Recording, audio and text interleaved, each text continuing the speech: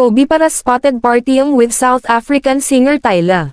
Netizen, Diyos ko Kobe, ang lagkit ng tingin mo. Usap-usapan ngayon sa social media ang mga kuhang video ng basketball star na si Kobe Paras habang nasa party katabi ang award-winning South African singer-songwriter na si Tyla.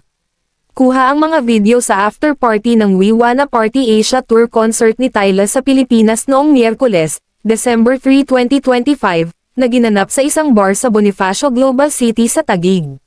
Sa video na in-upload ng isang netizen, makikita ang tagpong halos pagdidikit ni Kobe at Tyla. Sumasayaw-sayaw pa ang singer na nagpasikat sa kantang, Water, habang lumalapit sa pwestong kinaroroonan ni Kobe na nakatayo malapit sa DJ's booth. Sa sobrang lapit ng dalawa ay kapansin-pansin ang hindi maiwasang pagtingin ni Kobe kay Tyla habang ito'y sumasayaw suot ang mixing denim shorts at white midriff sando. Sa isa pang anggulo ng video na kuha ng netizen ay makikita na bukod kay Kobe ay naroon din malapit kay Tyla ang basketballista ring si Ferdy Ravena. Mabilis na kumalap ng samot-saring reaksyon ang pagsasama ni Kobe at Tyla.